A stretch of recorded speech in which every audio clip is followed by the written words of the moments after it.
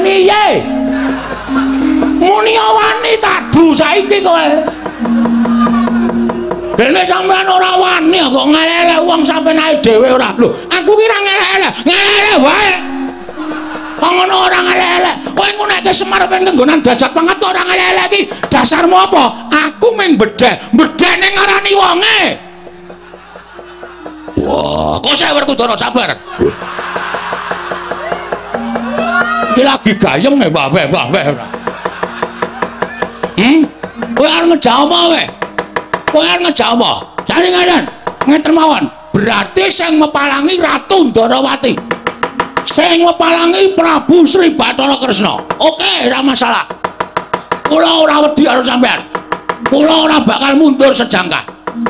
Ngendikaning para kiai nek nganti anak iso mbelani karo bapak niku tegese anak sing junjung karo derajate wong tuwa mikul dhuwur mendem jero karo wong tuwa iso nyuwargake wong tuwa kula bapak niku kula punjung ingkung gajah saben dina niku ora bakal iso males kabeciane wong tuwa sranane men kula kudu iso mbelani karo bapak oke sami karep sampean pripun aku wis kentekan kata-kata iki kalimatku pun teras niki anane mung adu otot tak ladeni adu otot adu kekuatan tak ladeni adu kekuatan wis ben luweh modar nang kene ya wis ben kemeropok tenan pikir aku iki nek carane kaya ngene lara atiku bapak dunekke kaya ngono karepe piye ayo wang sulat aja meneng wae mamang sulat ngenten iki Bagong metu njaba ngoten. Gampun. Kula niki rasa dikon metu njaba wis bendera tatoke njaba.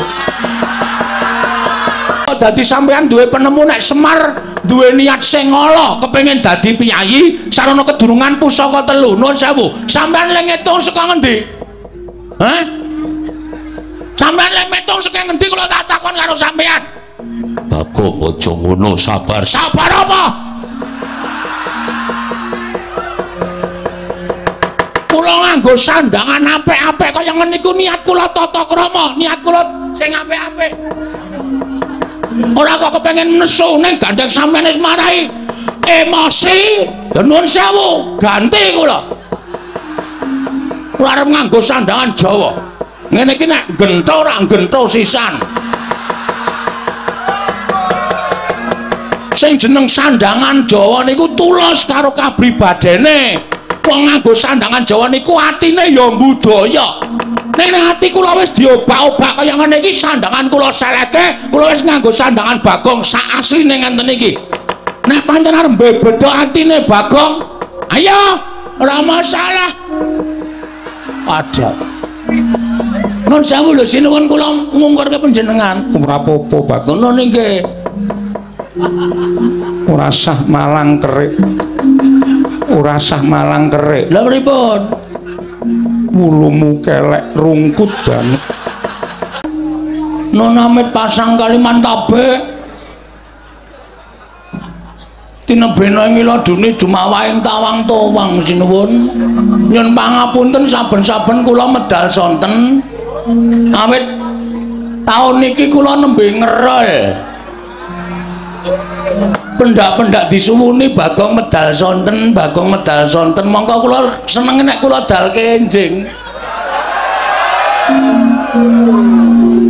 mengkono Bagong mengkaten nggih kok malang kerik lali nggih kowe nganggo busana kejawen komplit syukur-syukur Bagong yen to iso yasa nyilih oh nyewa nggih lah niki ra ketara to ikete sesake sinuwun niki sirah kula ukuran 94 kok sik kuwi sirah apa gentong kowe karena nggih gedhe sirahe niku cerdas iya ikete ukuran 26 dadi mung cilik kaya susu emprit nang mboten napa-napa semua niat kula pancen sowan ngersanipun sinuwun Prabu Darmawangsa Darma Kusuma menika supados sampun ngantos ngisi-nisini Bagong menika ya duwe tata krama ora Bagong menika kok dianggep wong sing gleleng, wong sing ndao lan sak piturute.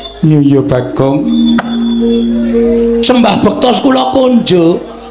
Iya tak tampa. Bekti aja dibasake bektos. Nun nggih. Pangestuku Tampanana. Kula pundhos. Ora sak kula pundi ora usah dibasak. Nggih, kula pundi. Enggo jimat paripen dayanana ing kasantosan Pugulut. Anu sinuwun. Iya Bagong, pangestuku Tampanana. Nun nggih, penak nonggonmu lungguh. sampun boten kirang prayogi. Jagat Dewa Bathara. Inggih jagat. Bagong Padhararja sapraptamu. Pangestunipun sinuwun Prabu Ndawarawati wilujeng niring Sambikala Prabu Sri Bathara Kresna. Iya. Bekti kula konjuk sinuwun. Iya Bagong tak tampa. Pangestuku Tampanana. Kula pundi nggo jimat paripe dayanana ing kasantosan paring paitu paduka amawahana indak ing gesang kula sinuwun. Iya Bagong iya. Prayoga nunggonmu lungguh. Sampun boten kirang sekeca. Wah, sapa iki? Gus. Sinunganu Ndara Werkudara ndeng lali aku. Bagong Padhararja sapraptamu. Ngatunipun Ndara Werkudara wilujeng bekti kula kunjuk nggih, Den. Yo, Bagong.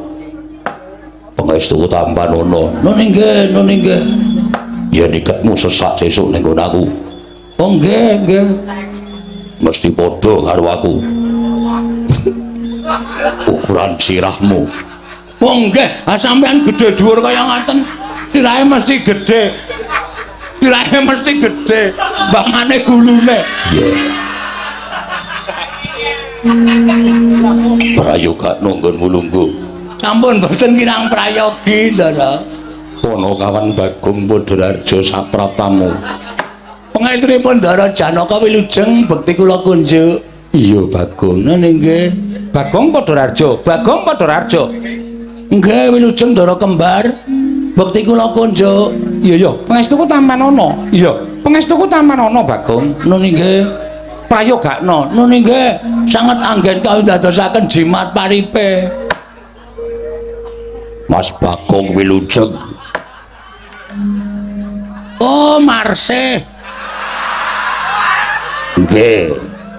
Selamat wae kowe isih ajeg dadi abdi Ngamarta. Tasih. Syukur-syukur. Nomormu ganti kok? Mboten. Kok tak ora tau mlebu.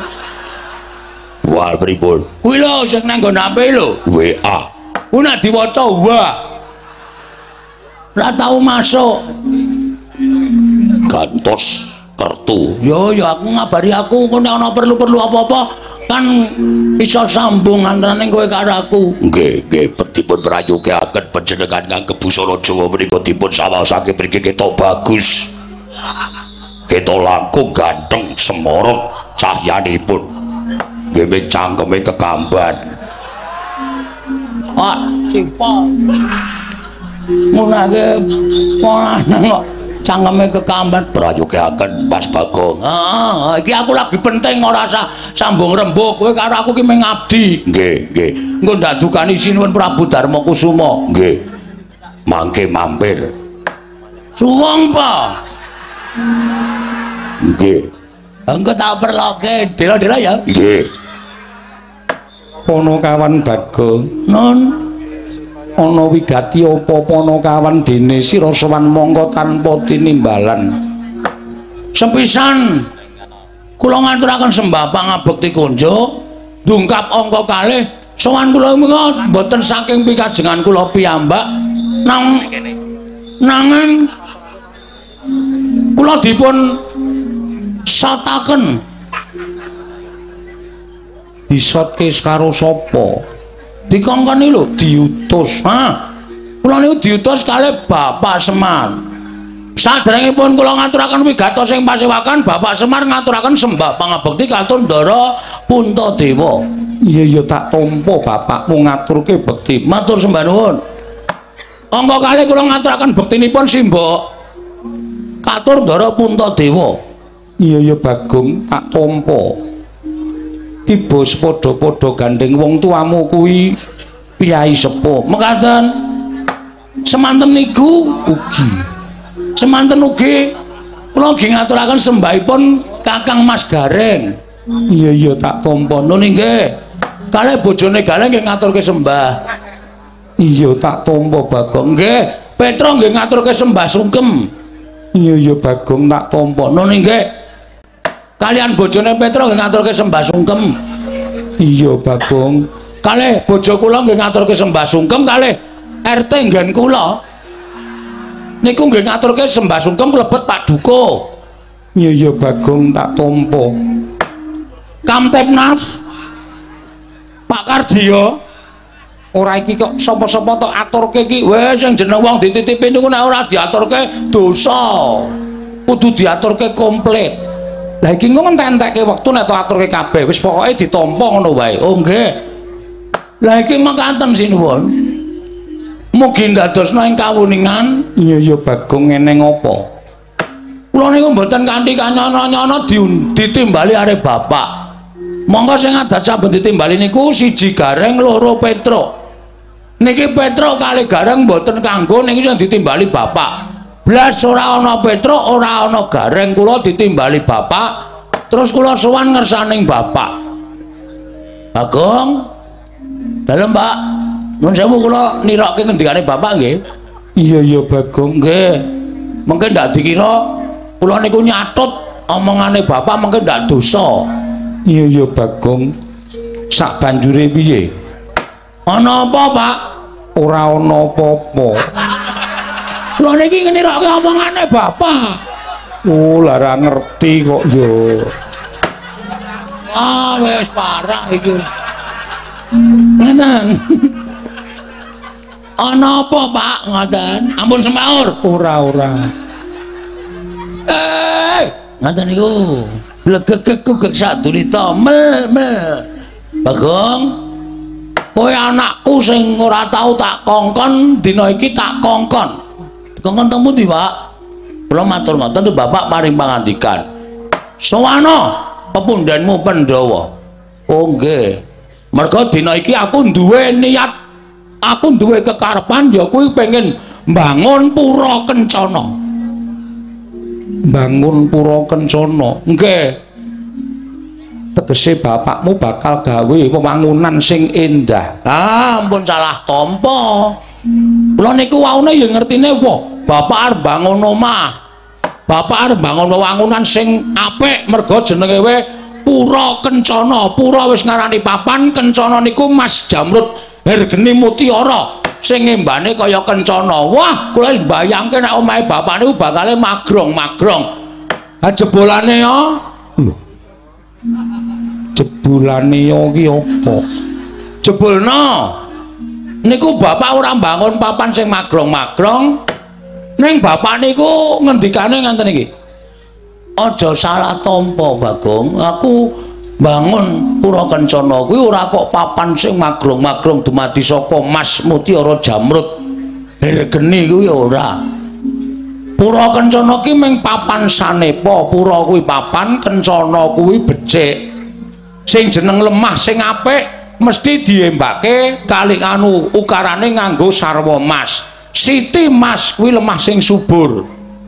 Mula aku mbangun Pura Kencana kuwi kepengin bangun papan sing apik, sing becik, adoh saka regejegan, adoh saka suker sakit.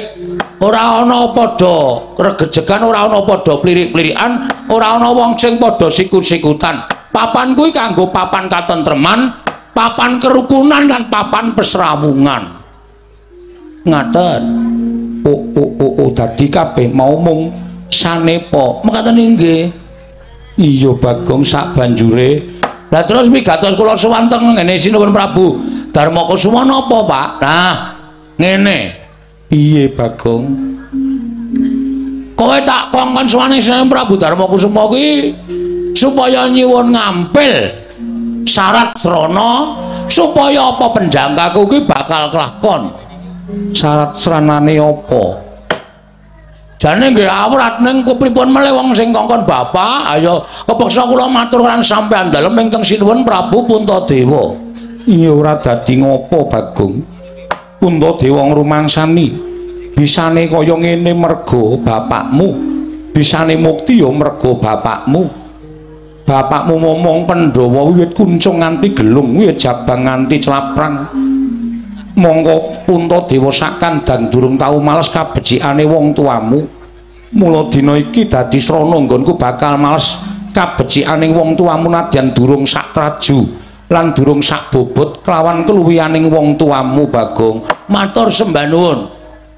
Maragage matura wigatine apa sarta nyuwun ngampil apa? Apa Prabeya? Mboten. Duit? Iya, mboten. Panjenengan mboten prisa nek saniki Semar niku wis kecukupan. Iya, wis cukup menderita. Iya Bagong, nggih. Niku wis suwe. Iya. Iya, aku wis ngerti. Nggih. Hah, sing dibutuhke niku mboten kok perkara bondo pranata cicis. Alon-alon Bagong ora sah kesusunan nggih. Karang cangkeme kejembarene. Nek arep muni niku sok ketekuk-tekuk. Iya. Mboten perkara brana picis Prabeya. Jamrut. Hergene menika mboten, nanging pusaka Ngamarta ketiga. Isih tenang. Durung ana reaksi apa-apa. Pusaka Ngamarta ketiga inggih menika setunggal tumbak. Apa ya? Wah lali aku ki. Mau diweling kok nyatet ya ora tak catet bareng tekan kene. Tumbak Ngamarta. Nggih. Napa asmane sinuwun? Tumbak Karawelang. Nah. Tumbak tempe Karawelang. Ora nganggo tempe. Oh iya, Ding. Tumbak Karawelang angka kalih payung motha. Payung tunggul naga angka 3 inggih menika Pustaka Jamil Saipul Jamil. Apa ta? Pustaka Jamus Kelima Sada. Saking bungah kula kaya karo wong lalen niku Pustaka Jamus Kelima Sada. Ketiga menika badhe kula suwun kula boyong wonten ing Karang Kadempel dados syarat srana Bapak ngenipun bangun Pura Kencana. Werkudara, nggih. Piye Dimas gandeng pusaka kuwi darbe ing Pandhawa 5. Pun Kakang ora bisa nengahi mung Siadi. Apa dene kadangku 5 cacahe ingkang ndak suwun penemuning Siadi. Wenehna. Semar kuwi gedhe. Gedhe labuhe tumraping Pandhawa. Labuhane Semar yen diteraju karo bobote pusaka 3 mau durung ana apa-apane. Wenehna. Tinimbangane ora mbok wenehke nek Bagong nganti bali ning Karang Kadempel mengko Semar duka karo Pandhawa. Kudu iso mbok gagas barep kakangku yen nganti Pandhawa kelangan Semar. Wah, kaya ngopo lakune Pandhawa? Betul. Leres niku. Nek dipikir Semar niku sikil dinggo sirah dinggo sikil. Momong Pandhawa kuwi wis cilik-cilik sampean iso do cilik-cilik kula ngetutke. Nganti sepriki niki sampean wis dadi ratu, sampeyan do mukti ngawibawa Nyakrawati mbau denda. Niku kula ya ora tau njaluk undakan bayar. Ora tau protes, ora tau pripun-pripun. Bapak ya nrimo, wis sampeyan cilik nganti saniki wis dewasa, wis sepuh. Omahe bapak kaya ngono nika blas ra ana sing dandani ya ora tau protes. Niku lho nrimane bapak. Iya Bagong menengo dhisik. Oh nggih. Arjuna piye? Kula nderek kersanipun Kakang Mas Jodipati. Mbok menawi pengendanipun Kakang Mas Jodipati menika leres. Nah. Niku ya cocok. Bagong dalem menengo dhisik. Wah, cangkemmu iki kaya omong wae to ya. Nek kula Sedewa, kula ndereke mawon Prabu, kula ndereke mawon. Leres kendhanipun Kakang Mas Werkudara. Menawi ngantos Kaka Prabu menika wel maringaken pusaka ketiga menika kala wau, ajrih kula menawi kogel kagelan manahipun Kyai Semar tumunten nilar dhateng para Pandhawa. Lajeng kados pundi polaipun para Pandhawa? Bagong, wektu dina iki penging dadi aturing kadang-kadangku kabeh wis sarujuk. Mula yen to kowe mbutuhake pusaka Ngamarta 3 tumbak para welang payung tunggul naga pustaka jamus miyang jimat kelima sada mara boyongan marang Karang Kadempel jeneng ingsun ora bakal owel sarta ora bakal anggrundel Panakawan Bagong. Yayi kula wonten dawuh kula nuwun sewu sampun ngantos kesesa dhateng menapa sampun dipun ngendikaken dening para kadang-kadang kula sedayanipun namung perkawis menika sampun ngantos dipun petang gampil liripun kados pundi paduka paring dawuh mekaten. Yayi nuwun sewu lho sepisan Semar menika namung derajatipun Panakawan. Semar menika namung nuwun sewu. Kasaranipun namung batur. Ingkang sepisan radyaneh petangan kula. Lah kowe ngatasé Semar menika namung Panakawan kok duwe niat bakal mbangun pura Kencana. Menika engko sepisan. Kula mboten badhe angias, kula mboten badhe ngembe. Tuwin kula mboten badhe angilani dhateng kawontenanipun Kyai Semar. Namung sedaya ingkang badhe katindakan menika kapetanga kanthi nalar ingkang ganep sampun ngantos buntung ing tembe wingkingipun. Inggih to menawi Semar menika lair batos nyuwun ngambil pusaka ketiga. Menika lair batos kinarya syarat sarana mbangun pura Kencana nanging nuwun sewu. Pemanggihipun tiyang gesang wonten ing alam Padang menika wah gingsir. Inggih menawi Semar menika kala wau nuwun sewu wonten manah salebetipun penggalipun Kiler Semar yen to wis jeleh dadi wujuding Panakawan tumunten badhe kepengin mindhak pangkatipun, tumunten badhe kepengin mindhak derajatipun sarana nyuwun ngambil pusaka ketiga ing pengangkah supados sak mangke saged ngembari dhateng pangaosipun para Pandhawa lan saged mukti ngawibawa Nyakrawati mbau denda tanpa beda kaya dene para Pandhawa. Mila pusaka menika menawi para Pandhawa maringaken kula nuwun sewu kula ingkang badhe anggondheli menawi Prabu tasih nganggep ing ngraka menika pengayomanipun para Pandhawa.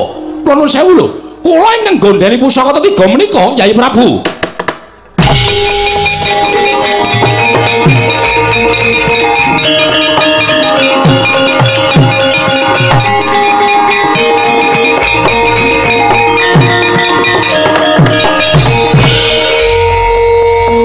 Nuwun sewu sinuwun Prabu Kresna. Bagong piye? Bareng sampeyan paring pangandikan kaya ngeten niku kok ati kula kaya ora penak. Lho, ora penak perkara apa? Ora kepenak piye? Peranganing Pandhawa 5 cancah wis paring pangestu, paring palilah kula mboyong pusaka 3. Tumbak para welang payung tunggul naga, pustaka jamus miyang jimat kelima sada. Nuwun sewu. Lah kok dadi sampeyan duwe penemu nek Semar duwe niat sing ala kepengin dadi piyayi sarana kedurungan pusaka 3. Nuwun sewu. Sampeyan lek ngitung saka ngendi? Hah? Sampeyan lek metung saka ngendi kula tak takon karo sampeyan? Bagong aja ngono, sabar. Sabar apa? Kula nganggo sandangan apik-apik kaya ngene iku niat kula tata krama, niat kula sing apik-apik. Ora kok kepengin nesu ning gandeng sampeyan wis marahi emosi. Ya nuwun sewu, ganti kula. Kula arep nganggo sandangan Jawa. Ngene iki nek gento ora gento sisan. Sing jeneng sandangan Jawa niku tulus karo kabribadene. Wong nganggo sandangan Jawa niku atine ya budaya. Nek ati kula wis diobak-obak kaya ngene iki sandangan kula seleke, kula wis nganggo sandangan Bagong sak asline ngenten iki. Nek pancen arep beda atine Bagong, ayo ora masalah. Padha. Nun sewu lho sinuwun kula ngungkurke panjenengan. Ora apa-apa Bagong. Ngono nggih. Ora sah malang kerik. Ora sah malang kerik. Lha pripun? Wulumu kelek rungkut dan kula nggih ngingu tinggi. Ngawur bae. Pripun kula tak takon? Apa Semar ki niat elek? Nek Semar niku nggadah niat sing elek, niat sing ora prayoga. bingek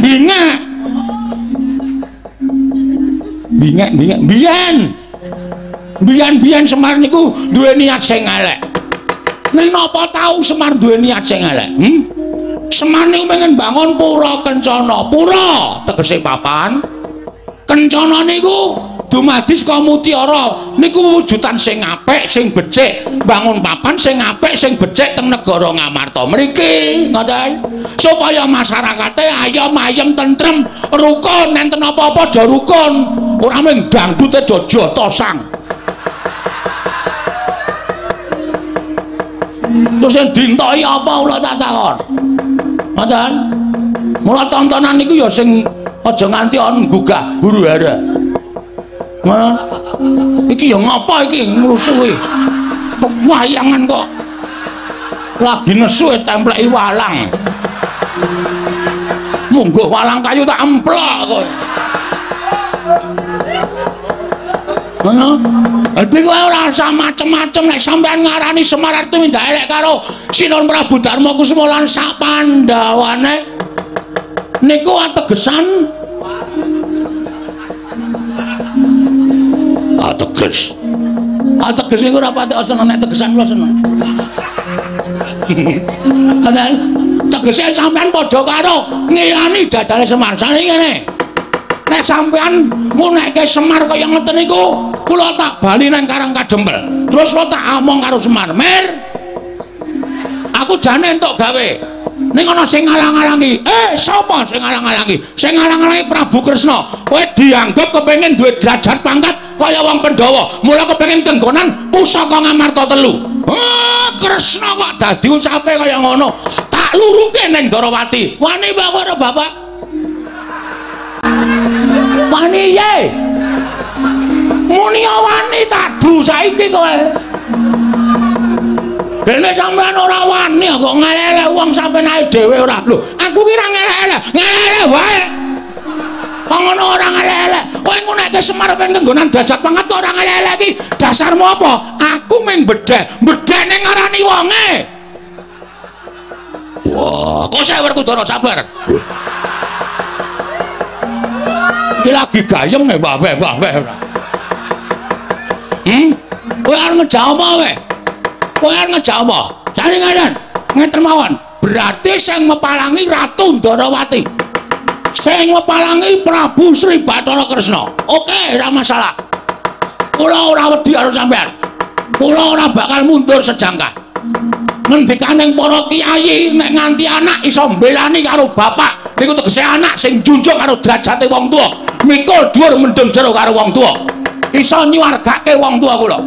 Bapak niku kula punjung ingkung gajah saben dina niku ora bakal iso males kabecikane wong tuwa. Sranane men kula kudu iso mbelani karo bapak. Oke. Sane karep sampean pripun? Aku wis kentakan kata-kata iki. Kalimatku pun teras. Niki anane mung adu otot, tak ladeni adu otot. Adu kekuatan, tak ladeni adu kekuatan. Wis ben luweh. Modar nang kene ya wis ben. Kemropok tenan pikir aku iki. Nek carane kaya ngene lara atiku. Bapak dunekke kaya ngono. Karepe piye? Ayo wang-wang sulat. Aja meneng wae. Mau sulat ngenten iki Bagong. Metu njaba, ngoten. Gamun. Kula niki rasa dikon metu njaba wis bendina tak tokke njaba. Mungkin dak perkarane berat. Ngoten. Rasa ta omongi. Wonten mawon. Kula men ngendika pripun-pripun? Rupa wani, jembar wani, padangane wani, petengane apa meneh?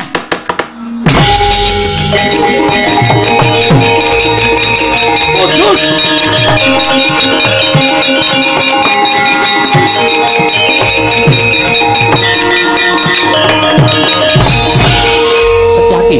Setyaki. Siraman nganggo tirtaning kesabaran aja ngono Setyaki. Dimas sing sabar. Kanjengipun. Kowe Prabu menika sembahan kula. Nek kowe Prabu dicecamah dening wong kono-kono, kula ora nrimake sing nyamah upamane sapepadaning ratu menika pantes ning derajate ngaceplik menika namung batur. Ucape kok ndrewili kaya grojogan ngreweteh kaya bedhe sewu napa pategalan. Nek boten kula sing nandingi ora bakal rampung-rampung. Oke.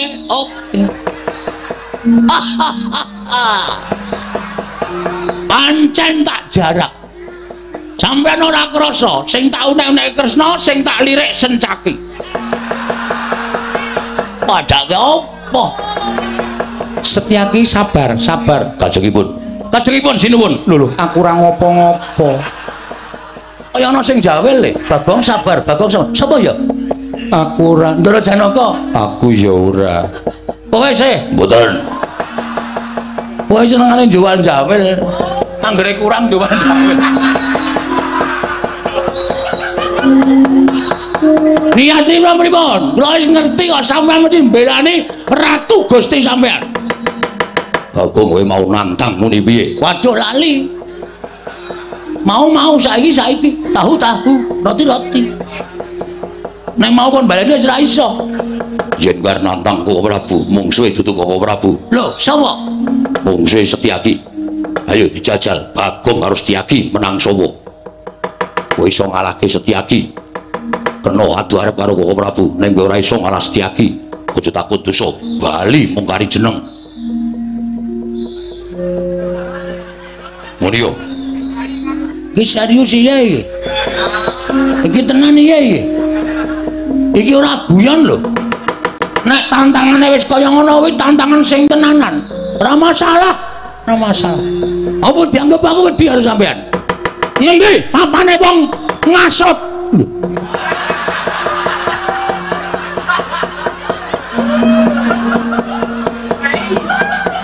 Saidan. Dara Werkudara ampun guyu. Niki lelucan kula niku kudu nggo penonton, dudu nggo pemain. Sampeyan niku pemain. Pemain kok guyu ayo ora apik. Opo gade.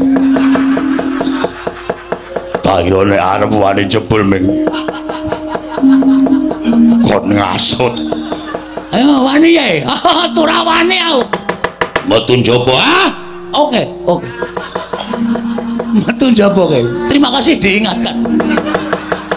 Boleh. Iya wis ora usah kuwatir Sencaki mesti tak tokke njaba. Kowe ora usah kuwatir. Ayo tatutke ora bakal wedi karo kowe.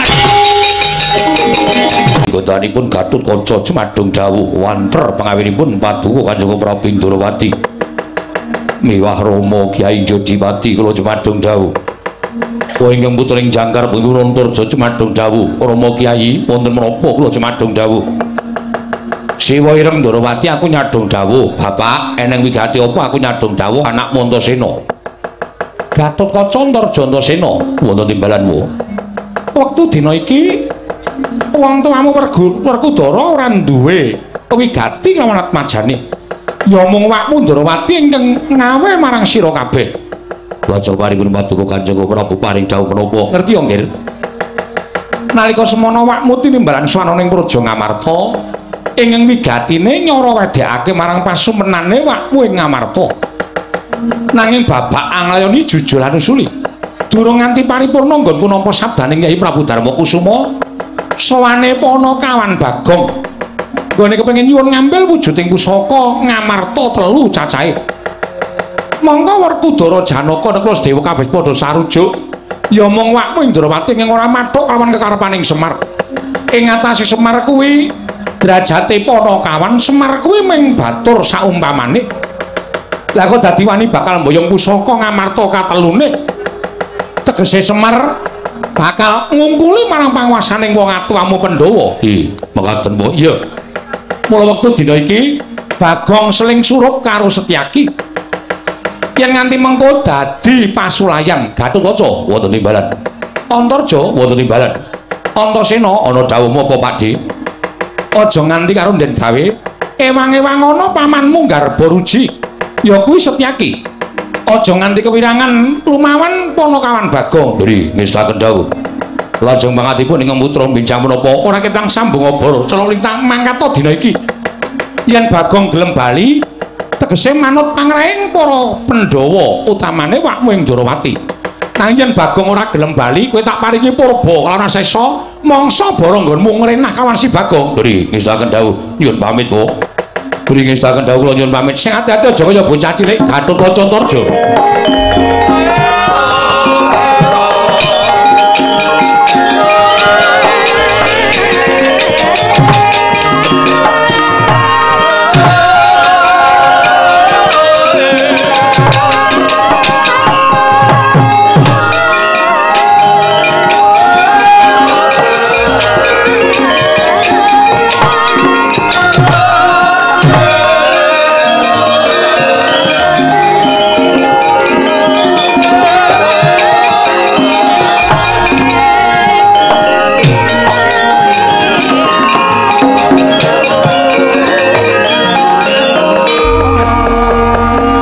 Kok belas ora sambung rembug karo ngendikane Pak Ndarawati.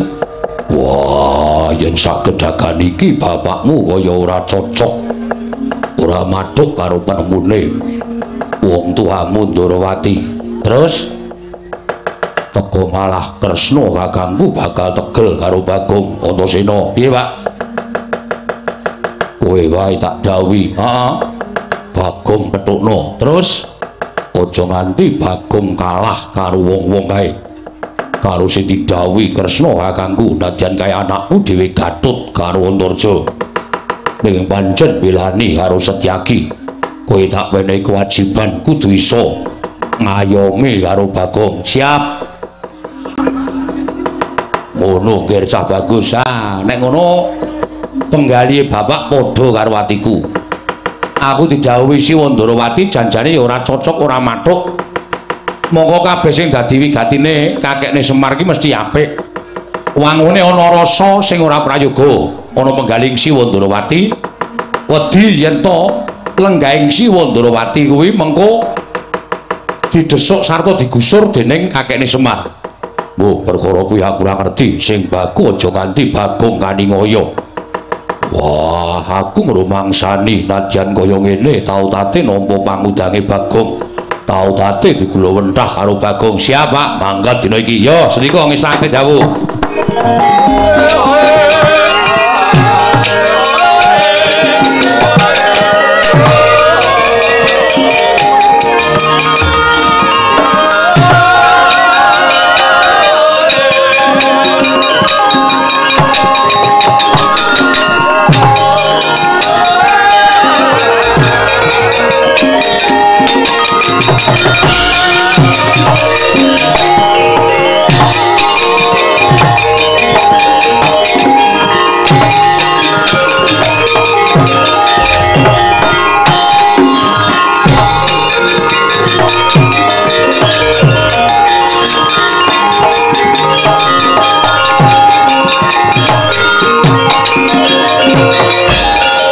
Setyaki tinunun gatanira wirang tumandang Setyaniku garwanira gawarnira ing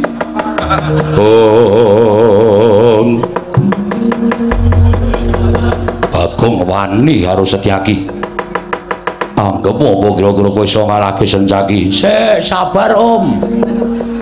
Ora sampe naik dhewe. Nek kula jane ora arep wani karo sampeyan, sampeyan iku juragan kula.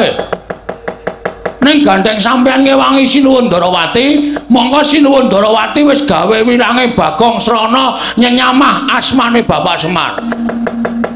Ya bener sampeyan iku Senopati Ndarawati, ning sampeyan kudune iso metong, iso mikir.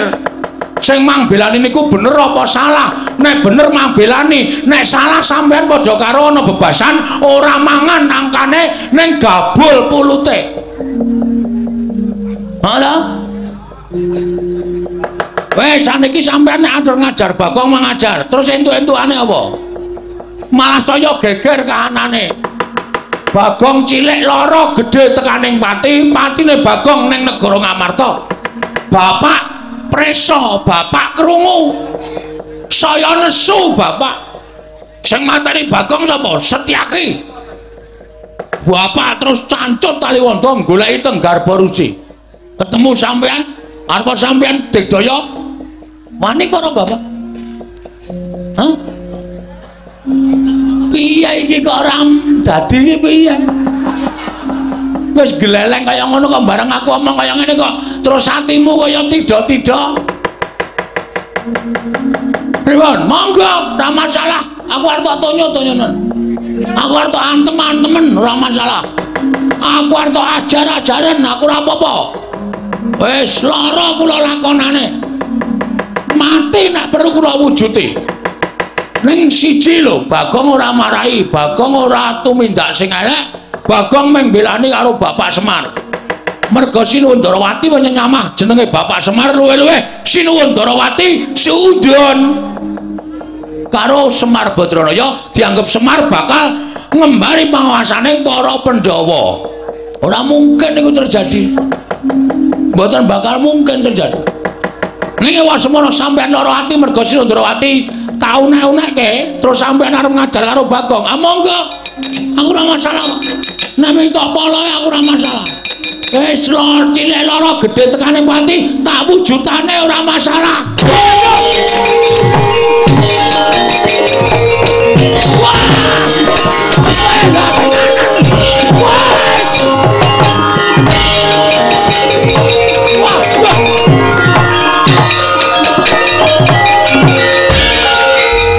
Wah, wis sencake iki tenanan.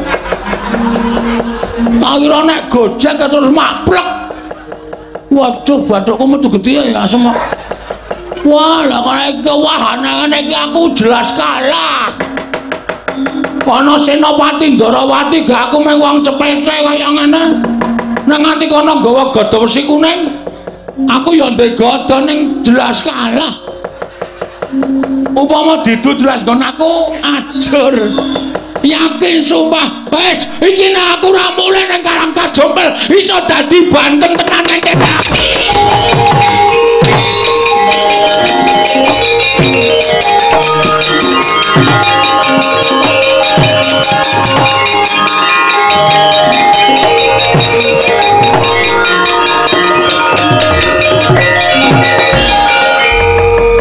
Oh ya isih ngoyak ya sensaki ya. Wong kene wis mlayu kaya ngene iki mbok nek kira-kira aku wis rumangsa kalah, wis mlayu, mbok mandeg le ngoyak kok isih brubut bantre ora jamak. Wong aku nek mlayu ki sikilku gathoke. Pupuku ki gathok dadi wuh. Perih. Iki nek aku ora mlayu tenan. Wae, Pak. Kriwikan dadi grojokan geguyan dadi tangisan.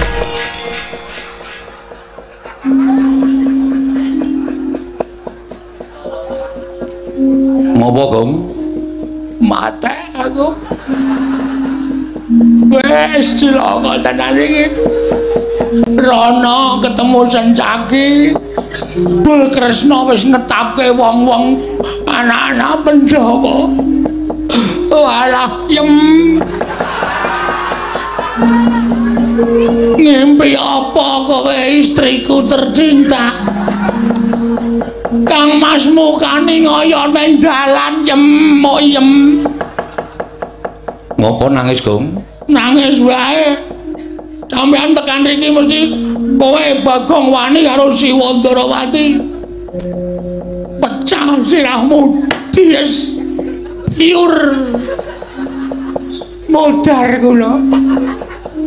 Rasa nangis. Rasa nangis apa? Arep diajare kon ra nangis. Menengose kok. Kowe tak kandhani. Apa? Lho ora basa. Anu pripun? Aku ki pikiranku ora kaya wong-wong kae. Terus Kakang Harwaca Kakang Turjo Mak Sestyaki kewangi Siwa Ndarawati. Aku entuk dawuh saka bapak. Ya, tenan ora. Antasena badi sik ana Bagong gawe nenal marhum. Ngoten. Ora. Tenane? Ora. Terus kon ngapae? Anu kenapa? Bapak ngermangsani nek tau tate nampa pangudangmu. Bapak ki tau tok udang, tau tok mong. Mula nek ana wong ndak sikara karo kowe, bapak ora mentolo. Terus bapak dawuh karo aku Antasena. Ayo mono Bagong, aja nganti diajar karo kakang-kakangmu. Terus aku mangkat rene iki. Wah, tenane. Engko sembrono ora, aku tekan kene arep ngewangi karo kowe. Estu napa? Estu napa? Tenan. Nah pancen tenan. Terus pripun? Maju meneh. Kon apa? Pedhoke Pak Setiaki. Ngono kuwi ngewangi. Heeh. Ngono kuwi ora ngewangino, Sena. Ngono kuwi njlomprongke aku modar. Kowe kok bengok-bengok ngapa to? Aku omongane yo aneh kok. Lah mun arep ngewangi kok kon maju meneh. Aku mlayu wis gila kepati-pati kon maju. Anane kowe tak kon maju, kowe tak nehi daya kekuatan. Kasekten? Iya. Apa? Pusaka? Ora. Daya kasekten apa? Tinatah mendajeno menten? Ora. Ning aja kuwatir. Supaya kowe diantem ora ngrasake lara, kowe dipateni ra iso mati, kowe dikapak-kapake ra ngrasake lara, ana carane. Carane piye? Aku tak manjing ning awakmu. Manjing ning awakmu. Manjing nang mriki? Iya. Terus metu ngendi? Metu sarana sukma. Oh. Metu cangkem ora. Niki ora. Napa niki ciut ning ngombo. Kita ciut ning wis kuat jembar banget. Ora. Aku njaluk karo kowe. Heeh. Iya.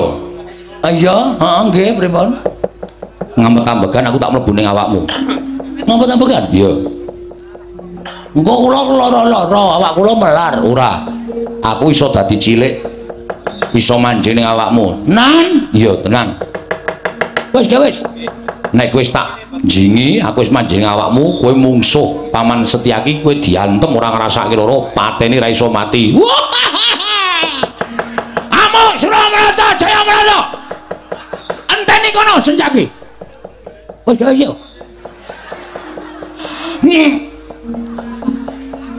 Ngampet ambegan. Aku tak manjing ning awakmu. Nek kowe dikapak-kapake ora bakal ngrasake apa-apa.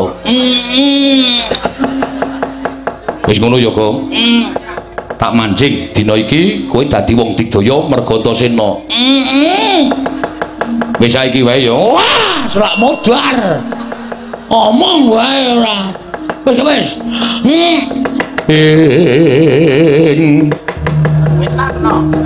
Kacarian putra lamun kawekasan yeka wis anggeni. Wis anggeni Maya Wisnu Pratenta. Oh. Gong, wis. Ngene? Wis. Sampe teng pundi? Aku ning awakmu. Lho edan iki. Kok ora mbrenjol ya? Ora. Elok tenan kok. Terus kekuatan kula kowe ngopo-ngopo iso. Masa? Iya. Mabur ya iso, ambles bumi ya iso, kowe piye-piye keturutan. Wah. Gleleng tenan iki. Ning ya perlu dijajal, engko nek ngapusi ora. Nek mabur carane piye? Sikilmu gedrukno lemah ping 3 engko mumbul dhewe. Oke. Coba ya. Ya.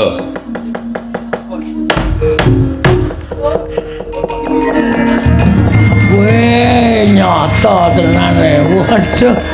Wah, gleleng iki. Ya ming sementen iki arep dhuwur ya iso. Niat batinmu njaluk sing dhuwur. Waduh, ora weruh apa-apa malah ini. Ming mega tok medun mawon. Nek medun pripun? Awake rada didoyongke mengarep. Wes mana wae. Wah gleleng iki. Waduh. Wah, ya ora ketok tetepan ya. Wah, ya piyai kok semene akeh ya luar biasa. Wah, ngendi ketok tenan. Wah. Wit sapa adus kae? Jaman kaya ngene kok kamar mandi tanpa gendeng. Wow, edan. Wah, ora umum nek kae. Kowe lah. Elok tenan kok. Engko gek wewe ya. Wis ndak dosa. Ora apa ini ki nek medun pripun? Ya kari medun ngono wae. Ya medun landing. Wah, gleleng tenan 16 bumi. Ngampet ambegan niat ingsun 16 bumi. Mengarep memburi. Mengarep ono memburi kena. Wah, oh ya meng peteng kok. Ora ana apa-apa bumi iki mung lemah tok ning kok kaya le ambegan iki kaya ora sesek ya. Edan Trandharata tenan iki ampun tenan iki. Waduh. Wah, asem ki kuburan. Nyundul mayit aku wae. Rono wis cilaka ya ora weruh aran nek ning bumi iki jan wah jan. Wah, aduh sapi ceng. Tak serondol mongko jebol Ais kaya mapiur nang sirah semen ora apa-apa. Kena lemah kok ora ilang ambune. Jedul ya. Amo Suramarata Jayamarata ayo Wresni Wira Setyaki Bima Kunting sini kowe mungsuh Bagong Kewirangan dina iki wae.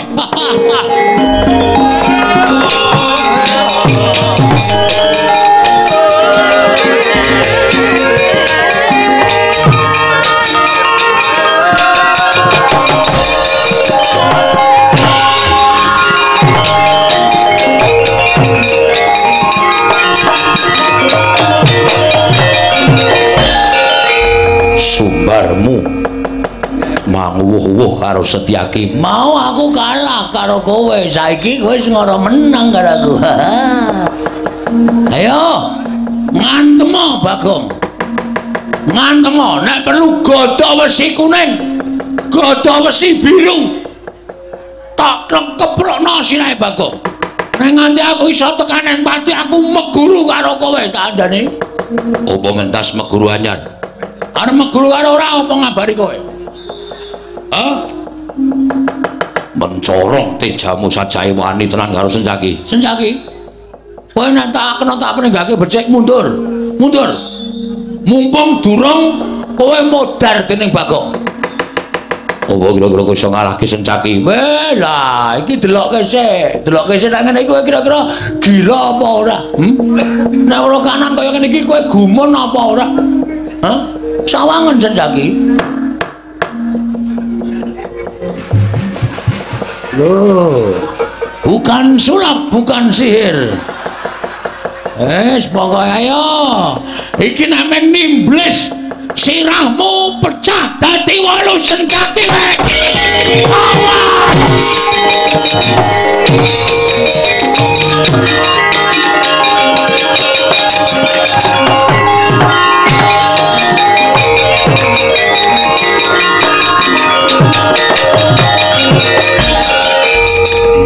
Benjanani Bagong kok kaya duwe kekuatan anyar. Ing atase mung derajate Bagong kok mumbul kaya iso mabur ngampah Dirgantara. Wonten napa paman? Bagong mabur nggih. Menawi panjenengan saged nututi Bagong kula aturi nututi. Menawa Bagong saged ngampah Dirgantara, kula aturi maspaosaken menika wonten nginggil menika kula semanggaten nggih.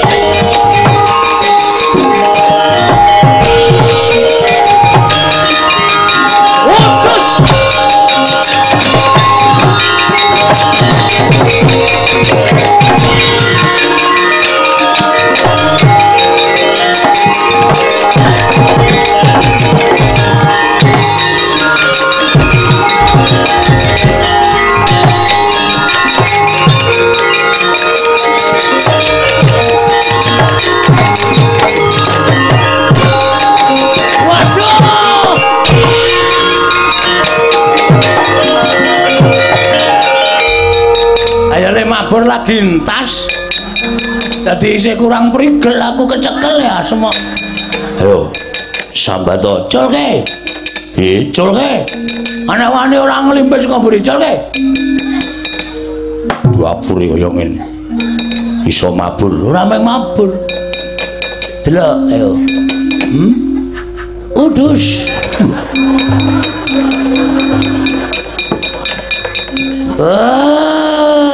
Ketak kowe. Gatotkaca kok JT men. Muran. Gugu arepe dhewe ayo sambat kowe. Mabur iso, ambles bumi iso. Apa-apa aku trampil malah gak sawangan. Lho iki yo langsung ambles bumi cus. Edan ora edan iki tenanan. Piye? Hah? Mendel meneh. Aku kulino kok tak ketokke ndase tok ngene iki lho. Ayo ngene iki piye ayo. Endluk. Ayo kowe metu regane atiku. Metu ya metu candak dene kau. Ayo.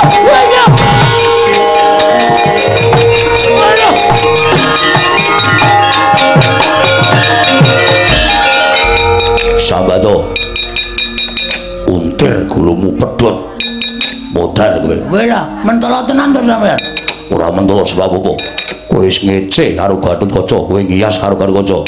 Pun mang tugel, wis ora masalah.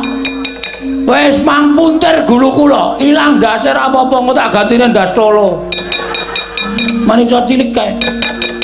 Pedhot jangkamu, mang pedhot. Hi mergane batimu.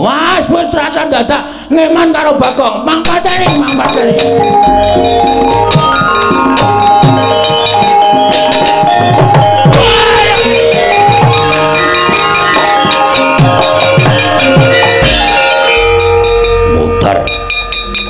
Batur kurang ajar mati dari tangane Gatotkaca. Kyai Semar, aku dhewe ingkang bakal matur marang Kakang Semar pidana apa sing bakal tak sandhang. Mergo Bagong ngewiwi karo Gatotkaca, Bagong nino karo Gatotkaca. Tekaning pati mergo saka tangane Gatotkaca. Siwa Semar, aku sing mateni Bagong. Asem ya akeh semute to kene iki, Bang. Hebat.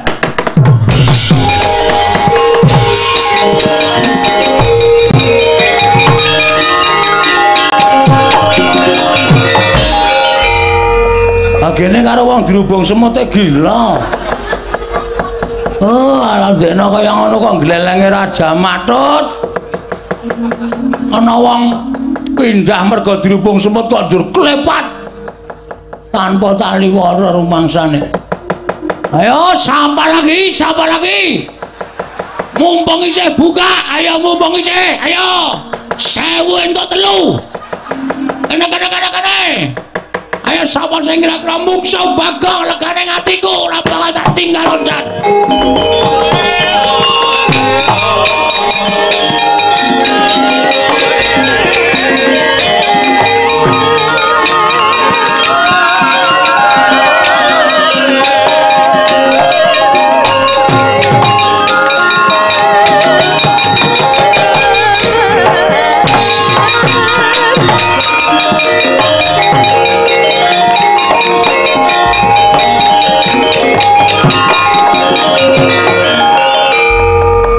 Wangsareja, Gus.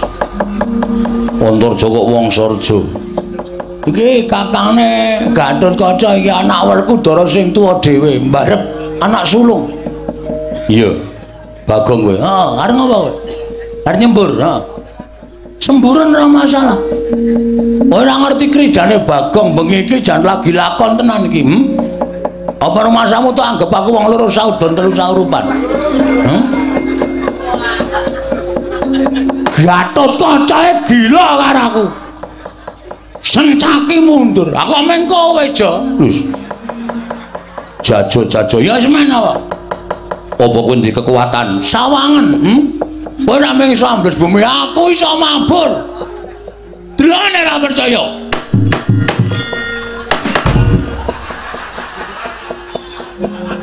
Endi mabur? Iki mau. Aku nek mabur ora tau suwe aja. Sedhela wae cukup. Mabur suwe-suwe ragate akeh. Ya, mabur pancen lagi ora diudanani karo dewa. Sawangan, kowe ambles bumi, tak tututi ambles bumi. Iki Dean.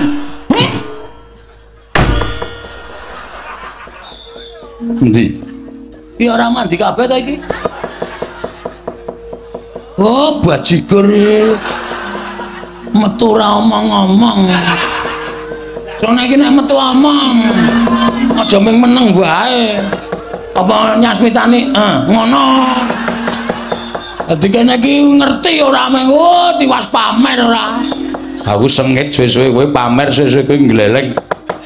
Sapa-sapa tok pameri, sapa-sapa tok glelengi aku wegah nek ngono iki, Gong. Ha iki piye iki ijak siji e. Ora mlebu meneh ane. Ayo mlebu meneh. Wis rada sauntara kaya mlebu meneh kene yo. Cah sirahmu mutar kowe ora.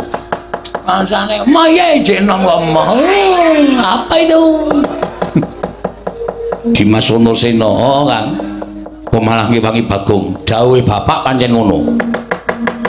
Mergo bapak paring dawuh karo aku, niate Semar ora bakal elek. Tur meneh Bagong nyilih wujuding kusaka telu mau pancen saka dawuhing bapakne ya kuwi kakekne Semar. Nek Kakang ngewangi karo Siwa Ndarawati, monggo ora apa-apa. Arep gendak sik karo Bagong, aku wis diparingi kewajiban karo bapak supaya ngayomi karo Bagong. Nek aku ngayomi karo Bagong, sampeyan arep njotosi Bagong, tegese aku sing kudu mungsuh sampeyan. Sampeyan mungsuh aku. Yo gelut piye? Menang sapa? Sengengesan tak keplak sirahmu. Iya ditantang adine ora wani. Iki luwih enom lho. Luwih enom yo men. Rasa cerewet. Mundur. Udah mlaku kok mundur ki ngopo? Engko seneni. Mundur kok maju ora. Ngono wae. Ya to, Gong. Heeh. Ya nek panjenengan gendak sik karo Bagong, mungsuhe dudu Bagong, ning Antasena mergo aku entuk kewajiban saka bapak kon ngayomi Bagong. Betul. Ngkari wani apa ora? Ha to to. Hus. Ya wis yen pancen ngono pun Kakang ngalah Dimas. Ora ngalah wedi. Ngalah. Alah wedi wae. Pucet tak. Ketok raine pucet kok. Nek aku gelut karo wadiku, nek ana sing mati salah siji, nyawamu ijole. Kowe ya ora ngono. Iki kan masalahmu, masalah keluarga. Aku kan wong liya. Aku mengarep pengen nyoba Antarja karo Antasena iki menang sapa. Mergo penonton semene iki lho ana sing ngerti gelute Antasena karo Antarja. Nggih to, Sederek? Wah, edan malah diumumke iki piye to? Nggih, wani ora? Ora. Ah, ngono malah jelas. Iki kan minggat. Us. Iki karo kakangku kok ngono to. Iki kok tastes-tastes to. Wis ping pindho lho kowe ngeplak aku. Wong tuwa e. Nesu wae, nesu tak jarah rayah ning kene wong loro kowe. Wis ya ora. Wis tindak ya. Ya wis Dimas ngono aku manut karo Dimas Antasena ya. Malah Kakang Garukaca kandhanono. Mengko aku kowe karo aku karo Kakang Garukaca sowan ning Karang Kadempel. Arep ngapa, Don? Lho. Bapakmu kuwi kudu duwe nom-noman kaya aku supaya gegayuhane kasembatan. Sing jagani sapa? Oh, daftarke Linmas. Wis. Aku sing bakal ngayomi karo bapakmu. Oh, nggih, nggih pun ngomongke do mlumpuk do menyang tenggen kula. Ya wis Bagong ngono wae, nggih. Wah. Alus iki ambles bumine. Iki blas ra nyuwara Mas. Iki kok senengane nyuwara kasar kok iki. Kowe tak tothok lambemu lho. Wis kowe bali yo. Kowe atenan ditakokke. Kula isih ndek kewajibane. Apa? Tumbak para welang payung tunggul naga pustaka Jamus Lima Sada pripun? Nek bapak nakokke piye? Seneni bapak nek nganti kula ora nggawa pusaka nika.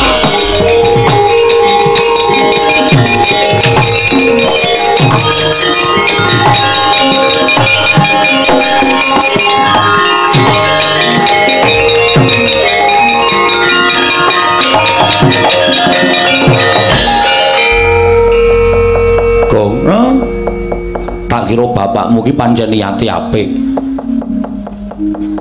Buktine Nuleo pusaka Ngamarta 3 lah kok do nututi karo kowe.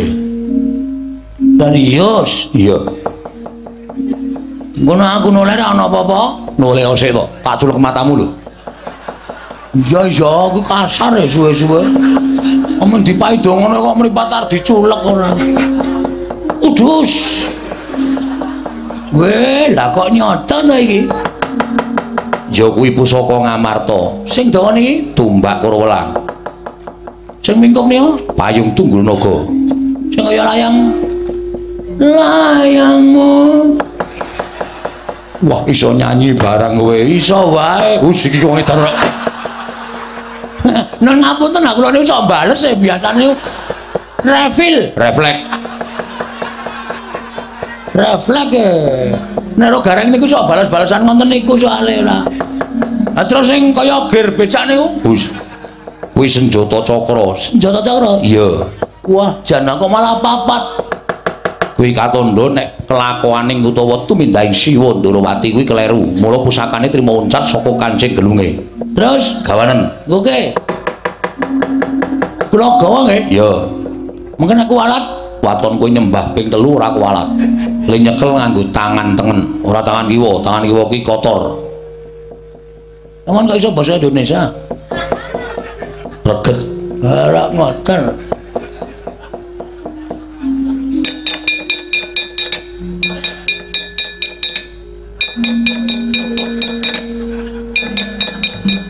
Wes kok kebablasan siji. Baleni mboten? Baleni. 1 2 3 wis. Ngono. Tengen. Tengen. Ngegedete. Aku iso ngomong tengen. Iki tengen iki. Iki tengen. Iki sik biasane cidok. Iki. Piuk ngono. Wes, gawanen ngono nggih. Nyuwun pamit nggih, Ndara. Sing ati-ati. Wah, jan genteyong niki. Ora apa-apa. Ngati-ati kono, Gong. Pasrahke bapakmu nggih. Nggo aku nyusul kowe. Oh, nggih, ngestaken dawuh. Mesti wae akeh para berkasaan baju barat ingkang butuh pangan dina samengko. Nono inggih mekaten sabda paduka. Kresna sowan. Semar darbi gegayuhan bangun pura Kencana.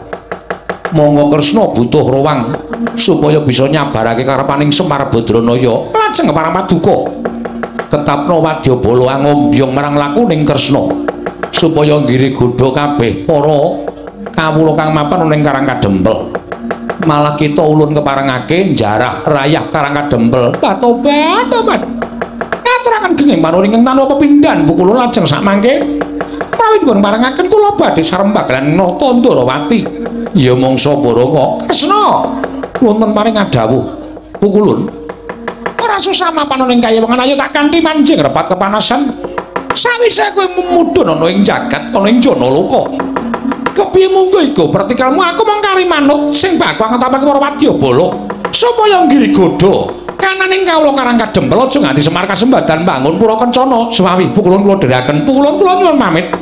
Sing ati-ati aja kaya bocah cilik Narayana niki ngestaken dawuh kula nyuwun pamit pukulun ya Durga.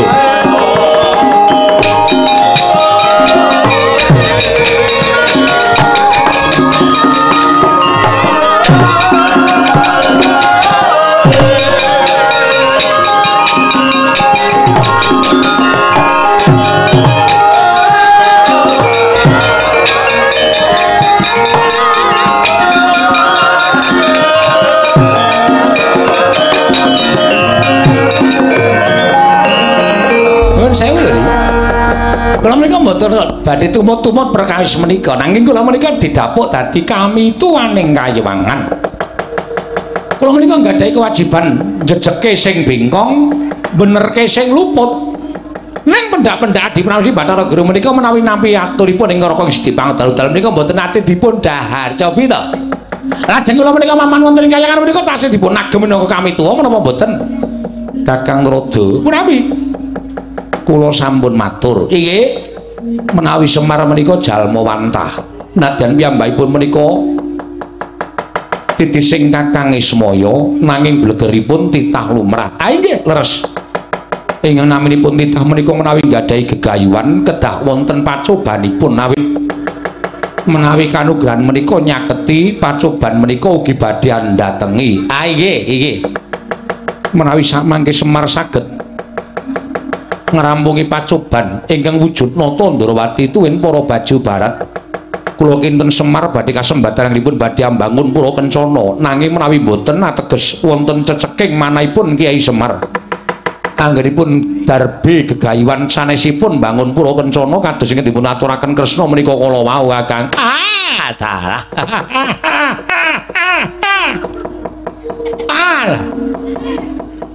Jebul kula mboten ngertos dhateng legetaning penggalih Paduka Adi Pramesti Bathara Guru. Menawi tutula mekaten menika namung mujudaken satunggiling pacoban Kakang Rada kaleresan kepareng Paduka. Monggo dipun titip riksa sinambi nganglang jagat. Monggo di kula dherekaken Indra wonten timbalan. Tunggunan kayiwangan ingsun nedya nganglang bawana nggih sembah kula ingkang dherekaken Jengkar Paduka Hyang Adi Pukulun. Mun dumugi wonten ing Janaloka kepareng kula nyadhong timbalan kula Paduka Hyang Adi Pukulun.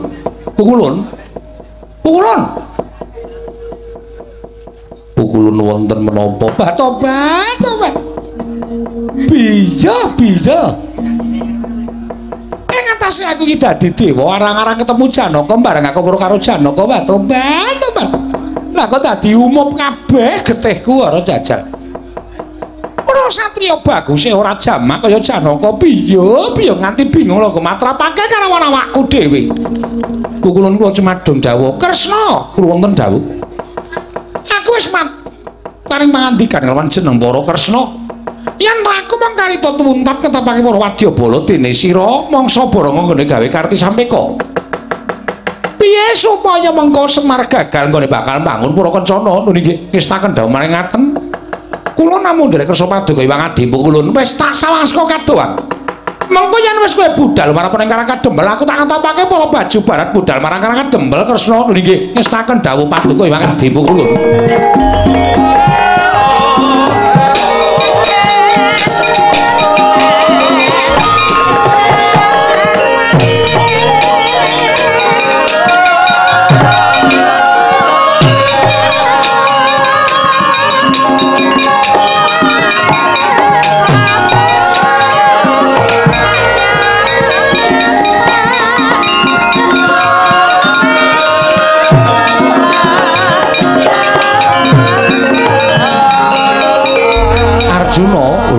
Balane ngadhau.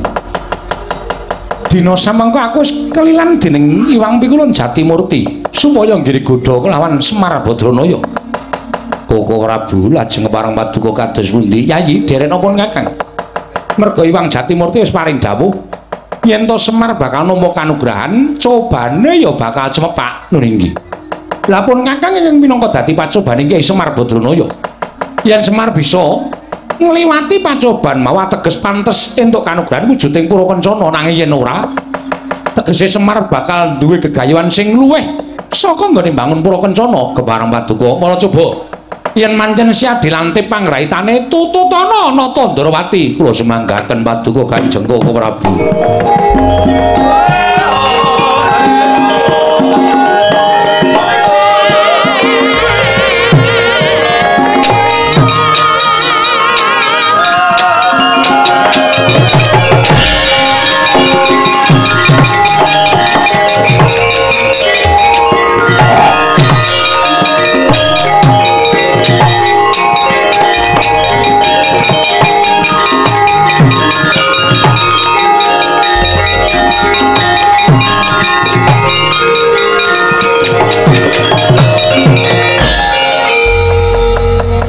Janaka lunten maring adhawuh yen to wujud kaya ngene tak kira kulawarga Karang Kadempel ora ana ingkang padha ngerti lawan aku. Mula nggonku ngamuk ning Karang Kadempel samengko ora bakal kawanguran dening sapa wae. Mula jadi aja wujud wujuding satriya Madukara salina wujud adhiku Cabagus Janaka.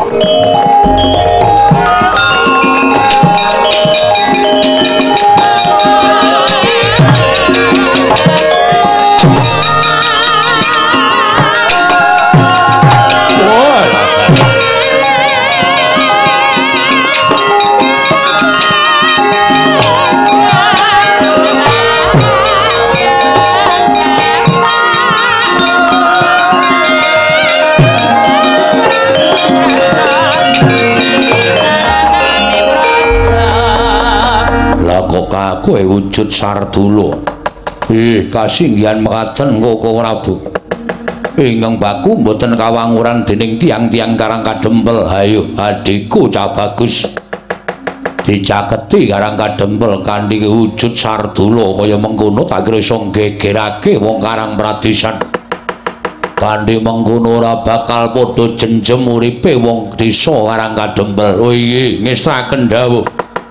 Budal dina iki bareng kalipun Kakang Sewawi kula dherekaken Koko Prabu.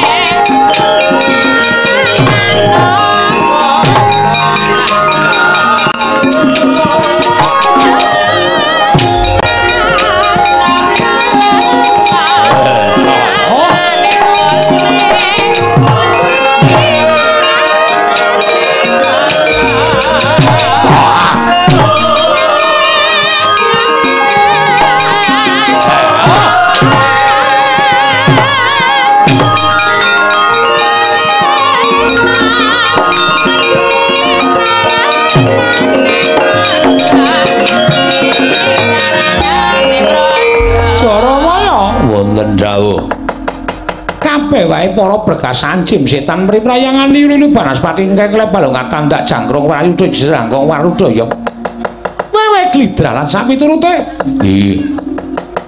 Kresna wis budal marapa ning Karang Kadempel. Iya. Wadyabala baju barat budalna. Kabeh ora tak wiji mbaka siji kabeh. Krit lampet brungkat kimpul dawuhku ya Jaramaya. Iya. Susupana jiwane wong Karang Kadempel. Yen wis mbok susupi gawanan menang dandang mangure mbok siji dadi panganing para braju barat. Wah, lah dalah. Ngaestu padha dawuh Paduka Hyang Pandya Bedhari Durkala mangkatipun para wadyabala pinjang menapa. Ora ketang sambung apa cara lintang mangkat dina iki. Nun ngestaken dawuh. Sing ati-ati aja kaya bocah cilik Jaramaya. Nggih, ngestaken dawuh. Pripun?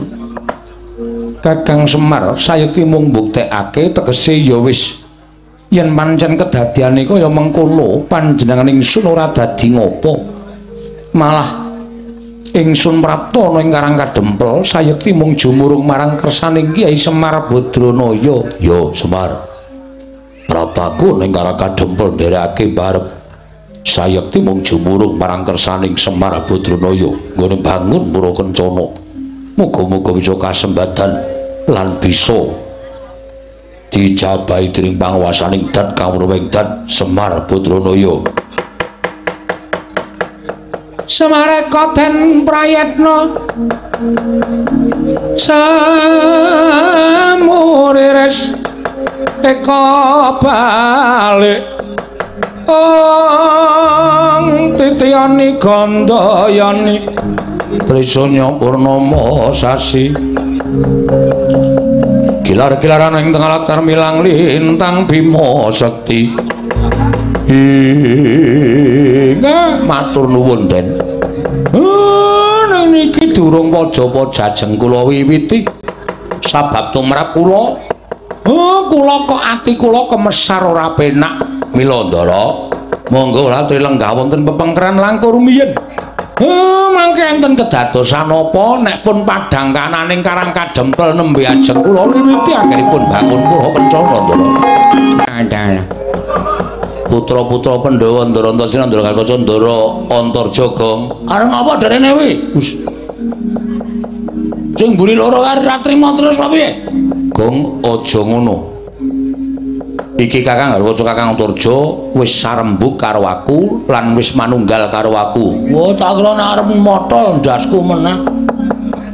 Ditugel guluku mau terus. Apa? Nek ra kenggonan Ndara Antasena modar aku wis ra duwe adik kok aku kowe. Wajar. Bagong aku njaluk ngapura. Padha-padha.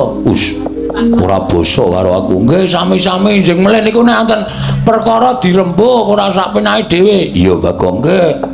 Bagong aku jalu ngapura. Mboten dados napa? Wigatosipun napa, Ndara? Tekaku ning papan kene, Wa Semar. Saya timing kepengin jaga marang katentremaning Karang Kadempel. Jare si Wa Semar bakal duwe gawe. Nggih. Mula Kang Sangka kuwi mesti wae mbutuhake nom-noman kaya aku, kaya Kakang Garukaca apa dene Kakang Uturja. Nang kene aku arep bantu karo Siwa Semar Badranaya. Matur nuwun dene. Mletek penggali panjenengan nggih. Nek ngoten kula titip katentremaning Karang Kadempel karo sampeyan. Nek enten apa-napa mangrampungi kula tak nemoni kali sinuwun Prabu Darmakusuma nggih Ndara. Ya, Siwa Semar sing ati-ati nggih. Lang-langing dia mangungkung.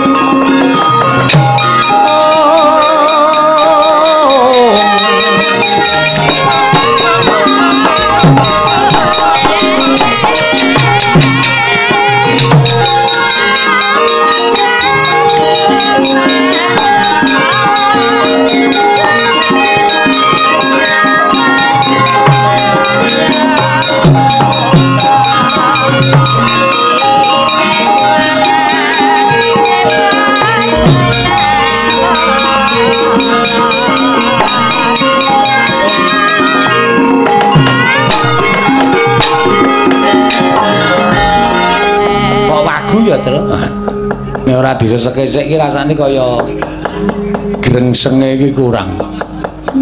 Wah ya sak pejagong karo Ndara Antarsena Rundul Karikaca Rundul Antarja iki kaya arang-arang dilakoni awake dhewe. Ha iya. Ndara Antarsena, Ndara Gatotkaca, Ndara Antarja.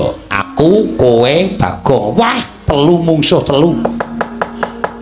Ya tegese jagongane iki komplit. Aku iso jagongan karo Ndara Antarsena, kowe iso jagongan karo Ndara Karikaca, Bagong iso jagongan karo Ndara Antarja. Lah telu pas to. Nek kono loro kene lho telu, ora penak jagongane. Nek telu-telu ngene iki penak. Wis dadi iki, wis dadi kasut lho. Lho senengane kok njur ngejak sing ora-ora. Wis 6 iki jos iki wis. Mengkari sapa sing prigel, mengko bakal menang.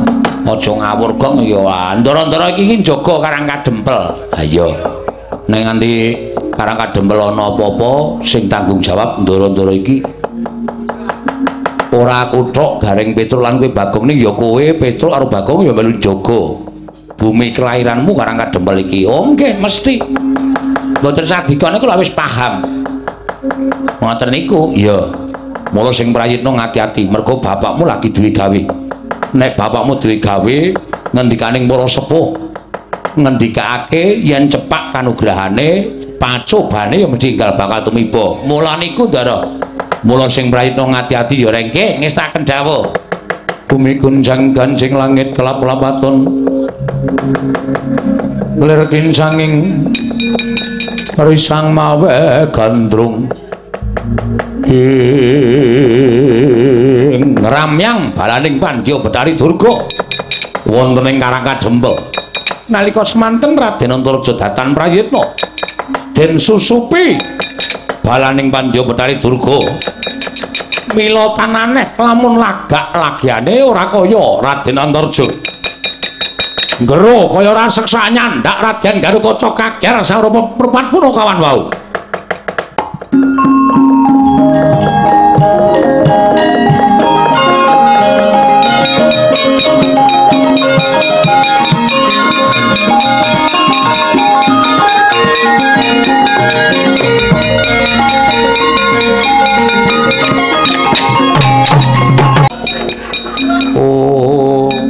Ana kambil tiba apa ya, Tru?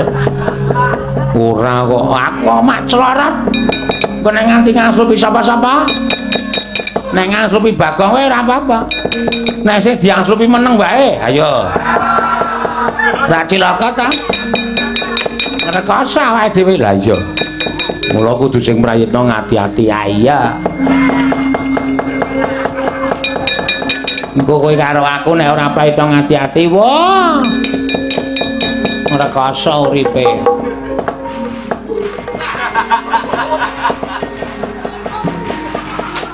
Grimis Pak ya, Truk? Ora kok wong padange padang bulan kok grimis. Kok ces. Masa banyu udan anget. Ah iya. Siramu kemebul ya, Tro.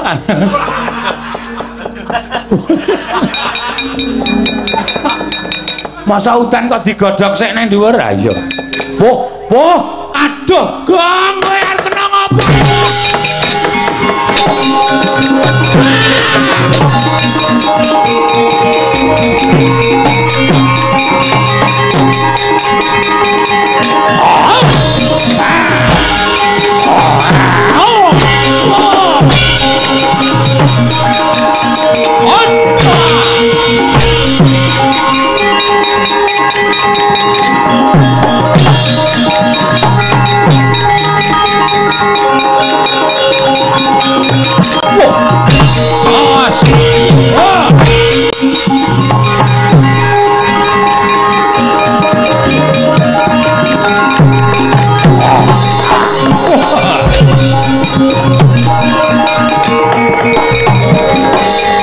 Sing eling kan, sing eling kowe kesusupan jiwane panjalmaning jajalanan sing arep ngruda peksa karo awakmu supaya kowe gendhasi karo adimu lanang. Eling ya Kang, eling Dimas, aku wis eling Purwadusina Yayi.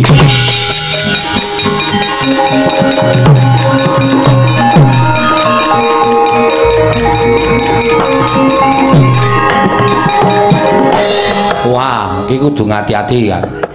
Mungsuh iki bangsa sing ora ketok. Nek Kakang Anturja ora prayitna ngati-ati ngrekoso lho Kang. Ya ngaturake panuwun Yai.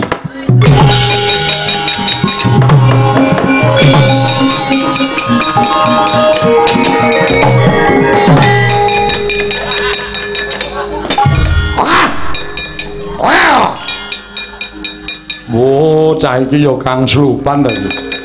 Padahal cilik meneh. Aja betul aja.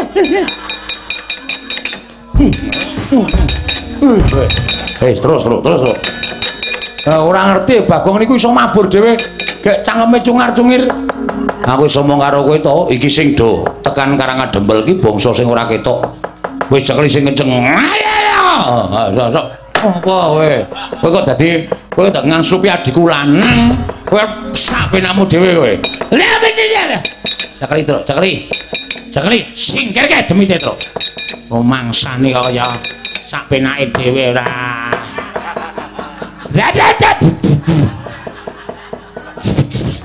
Ayo, minggat ora? Ora minggat susuri regane ati.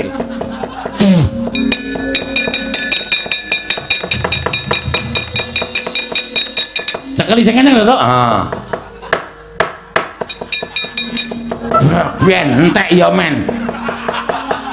Nek urung oncak demite wah jejeli tetepan. Ayo, kamu kapan kowe?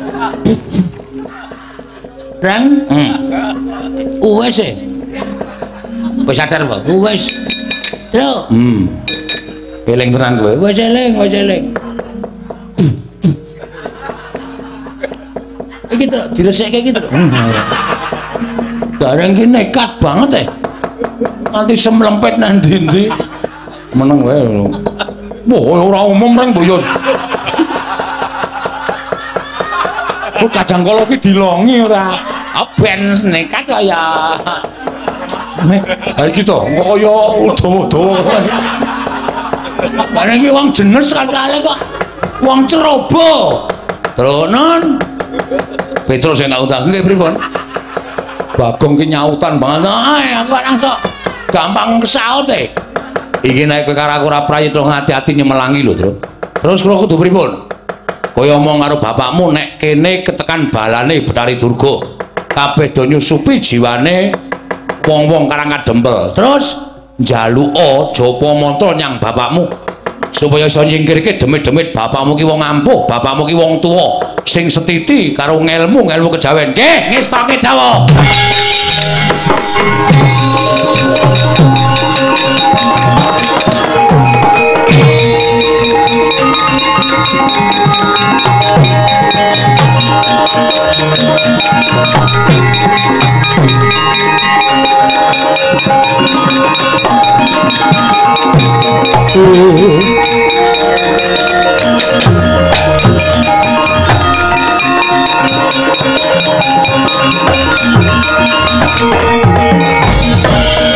Gunjang ganjing langit kelap-kelapaton lergin sanging risang mawe gandrung Petruk ngopo karang kadempel geger Pak sebabe balane Betari Durga ngampiak awur-awur saben wong kang slupan mari kono ngangslupi kene mari kene ngangslupi kono Bagong niki nek ora tak slametke wis gawa demit wah lah kok karang kadempel akeh sing dot sing ramyang nggih.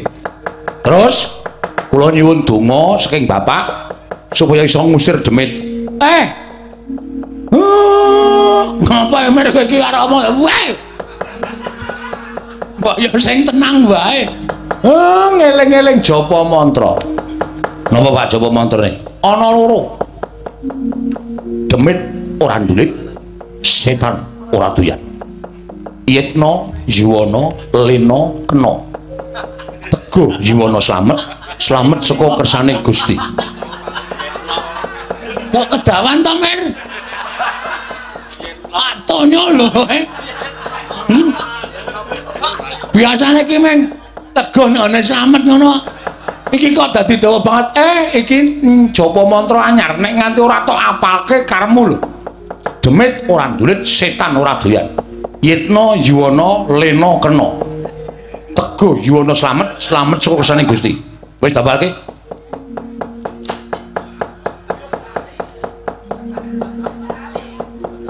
Demit ora nduma ndulit. Aku kan ndulit terus. Wong japane ngono kok. Ndur ngincep mah. Demit ora ndulit, setan ora doyan. Yitna Yuwana Lena kena. Teguh Yuwana Teguh Yuwana slamet saka saring Gusti. Ora tak apalke ra rampung-rampung. Setan ora ndulit. Aduh. Demit ora ndulit, setan ora doyan. Ayo, Gong, yuk. Didulit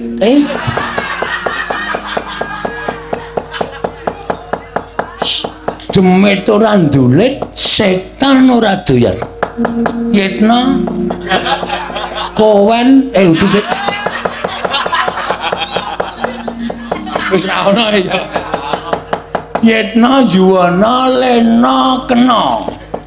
Teguh Yuwana slamet saka saning Gusti. Kok ora kleru, Gong. Wis baca ceket aku lak kepoyo ya.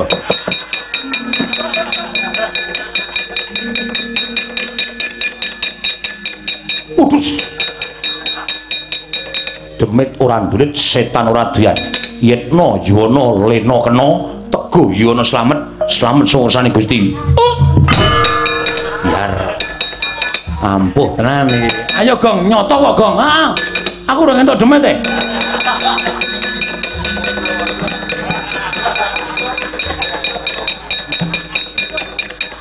Udus. Silet, aduh.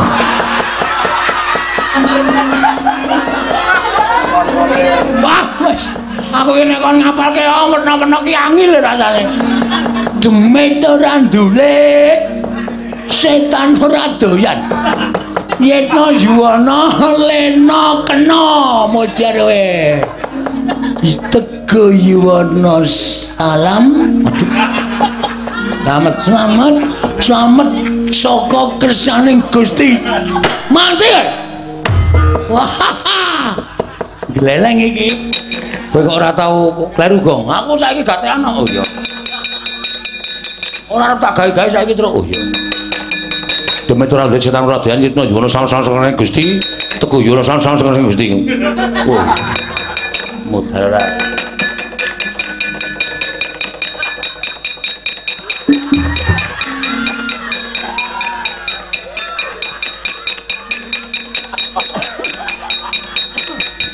Udus. Demit ora ndulit, setan ora doyan. Truk. Iki demite kurang ajar ya, Truk. Aku kan dadi tukang parkir. Lah ngopo? Jedeli sempritan. Ambaya disebul. Demit ora ndulit, setan ora ayo napa kaya. Setan ora doyan. Yetno Yuwana, kowe delok apa, Pras? Yetno Yuwana slamet. Pucuh. Edan ngidoni barang Tru. Demit ora ndulit, setan ora doyan. Yetno Yuwana. Ngono. Terus. Kapamu kamar demit ora ndulit. Modar kowe betot sisan. Modar-modar ayo.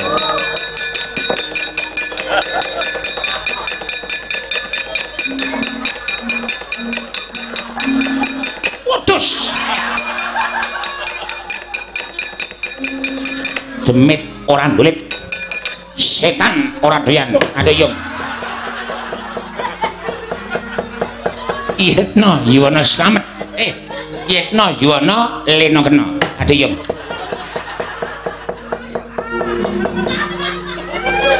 Yuwana teguh.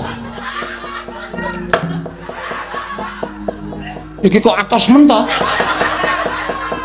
Kaya ngetak rasane. Luweh. Demit ora ndulit, setan ora doyan. Bener-bener. Yetno Yuwana angel iki. Ya wong loro yo. Ha piye? Wis tak kowe sing ndonga. Ya. Wis gek demit ora ndulit. Demit ora ndulit, setan ora. Ayo. Kene. Demit ora ndulit, setan ora doyan. Yetno Yuwana lena kena. Sawersane Gusti mati dening kok. Saya tak kemu. Dirani kok. Matane mungsuh ki rasa jijik. Ah iya. Nek ora ngono ora mati.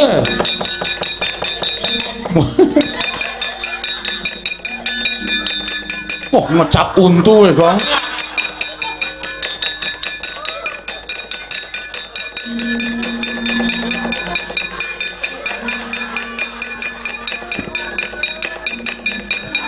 Anan di ngono.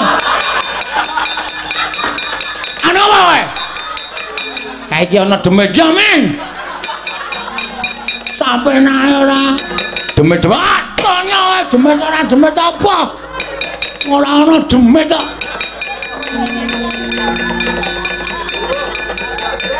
Bakal.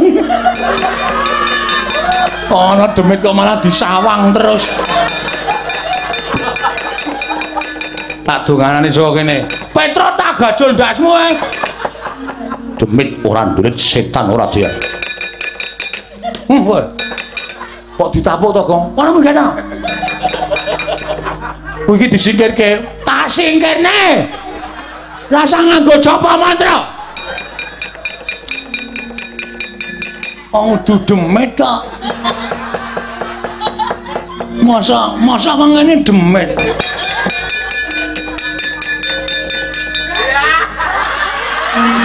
Iki apa, Tru? Wis konangan demite. Nendi? Wah, dudu kok mesti gila, yakin. Asli mesti gila. Iki wae udu demit iki mung blegere. Iki tegese mung ragane. Ning demite arep pengen weruh. Pengen weruh ora? Coba kaya ngapa? Tada! Oh iya ngono kok. Demit ora ndulit, setan ora doyan. Yetno lena Yuwana kena. Teguh Yuwana slamet saka kersaning Gusti.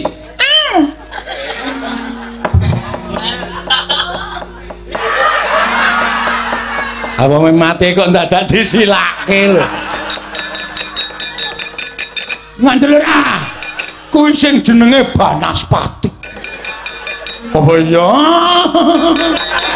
Wah, jan wis ku nek tomatke suwe-suwe ngeri lho, Tru. Iso ngobong awakmu apa? Apa kok tutupi mripate? Ah iya. Aku kok ndelokke ora. Karepku arep tak tonton dhewe.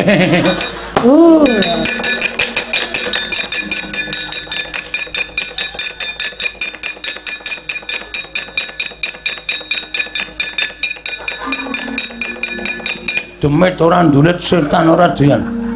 Demit ora ndulit setan ora dian. Yetno jiwana. Oh gareng to. Tak kira tuyul matamu ora.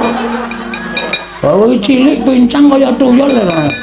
Gus, darantasena satu persatu pun padha kendang ngamrakna.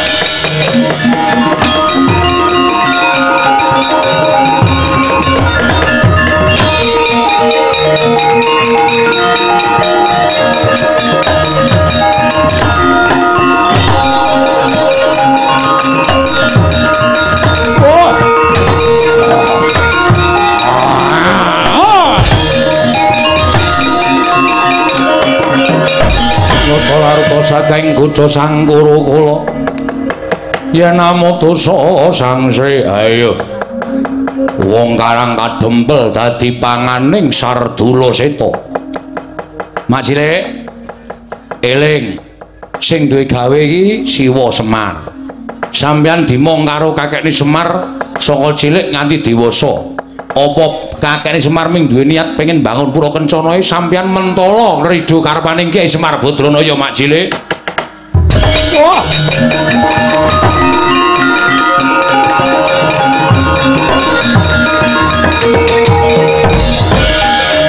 Rak ngono eling ya ming mergo didhawuhi Koko Prabu. So nenek ana sing dawuh ki dipetung bener karo orane. Nek bener dilakoni nek ora ya ora usah dilakoni. Iya Antasena kono mlumpuk ning Karang Kadempel. Iya nggih.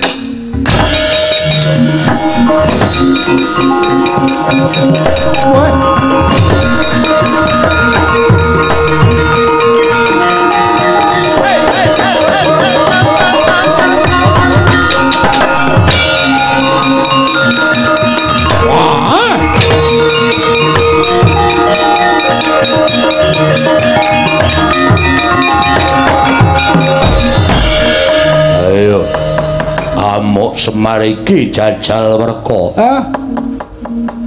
Nek sampeyan pun gelem ngamuk kaya ngoten niku sapa sing arep ngalahke sampeyan, Cowi? Salira yaksa gedene kliwat. Mongko sampeyan kesinungan tadigdayan.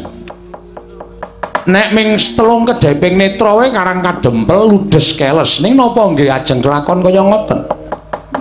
Mangsawang to. Panjenengan menika kang paningal sewu iso maca batine sak pepadane. Mangtonton nek ana niat elek saka atine Semar mboten sah sampeyan ngamuk, kula munggah teng kayangan kula tak nyemplungke awak kula teng kawah. Ning nek atine Semar sik mbok ampun kaya ngoten to, Gus.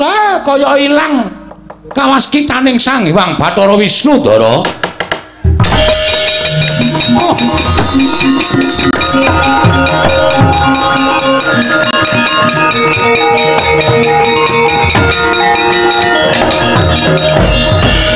Kakang Semar sekira kelupetanku aku nyuwun mangapura mboten napa-napa.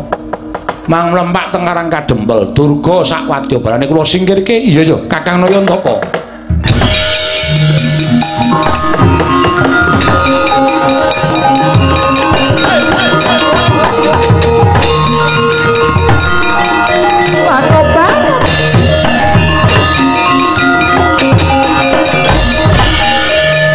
Durga ora gelem nggawa bali rombongamu. Oh, mungsuhe Semar Badranaya. Inggih, Kyai kula sampun kapok. Sing picak dituntun, sing mlempo digendhong. Wadya balamu ganggu gawe katentremaning dulur-dulurku telung dusun iki. Mungsuhe Semar. Nyuwun pamit, Kyai, nyuwun pamit.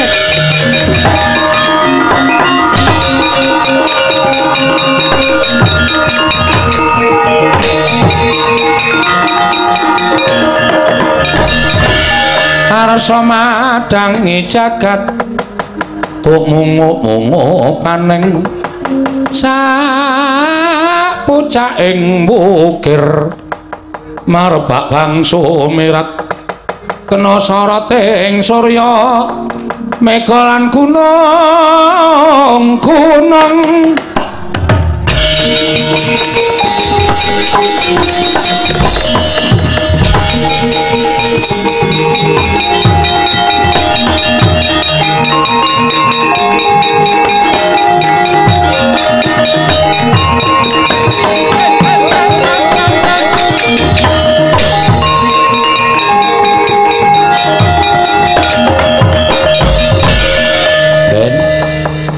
Karang kadempel pun padhang, Pandhawa pun mlumpuk, Sinuwun Darawati ugi sampun rawuh. Ya. Dina niki ajeng kula miwiti mbangun pura Kencana. Pura tegese papan Kencana niku wujuding sinesotya, papan sing kebak cahya, katentreman, kabagyan. Lan kawilujengan sarta karukunan muga sinandhing pepundhen kula lan sedaya sanak kadang kula tridusun nir ing sambikala durga mendhak kala sirna. Ya Semar. Purnaning gati wit sonten wau ngantos sakmenika nir ing sambikala lancar samukawisipun. Upami wonten lepat kula lan minangka wakiling para anak-anak kula sedaya, adi-adi kula sedaya, kula nyuwun pangapunten ing sakalangkung kathah mbok menawi Gusti ngijabahi